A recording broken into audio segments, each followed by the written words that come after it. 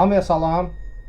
Unreal Engine daxilində bugünkü dərsimizdə istənilən şrift növünü mühərrik daxilində yükləyib istifadə etməyi öyrənəcəyik. Ümumiyyətcə interfeyslər hazırlanarkən olduqca vacib mövzulardan biri sayılır. Bugünkü dərsimiz qısa və eyni zamanda olduqca faydalı bir dərs olacaq. Hal-hazırda ekranda gördüyümüz nümunədən də bir neçə müxtəlif şrift növündən istifadə edərək isteğə uyğun olaraq interfeysimizi hazırlaya bilirik. Bunun üçün ilkin öncə İstədiyimiz şrift növünü internet üzərindən yükləməliyik.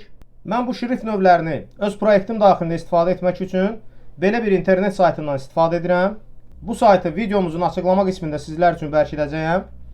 Saytımıza daxil olduqdan sonra burada istənilən şrift növünü axtarıb tapırıq və həmin şrift növünün qarşısında yükləmə düyməsinə klik edirik. Şriftimizi yüklədikdən sonra həmin şrift növümüz arxiv şəklində bizə təqdim olunur. Əvvəlcə bu arxivimizi açmalıyıq.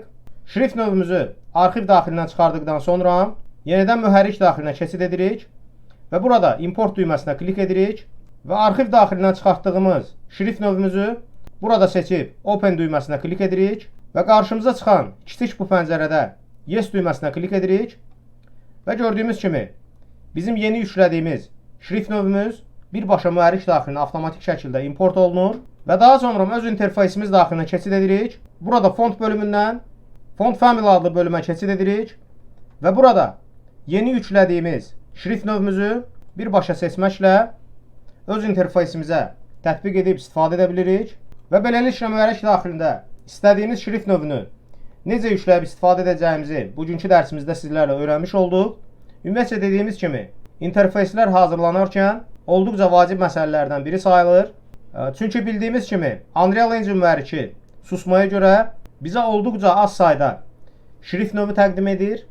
Məhz buna görə də Unreal Engine mühərriki daxilində interfeyslər hazırlanarkən müxtəlif şrift növlərini mühərrik daxilinə yükləyib istifadə etmək olduqca vacib bir məsələ sayılır.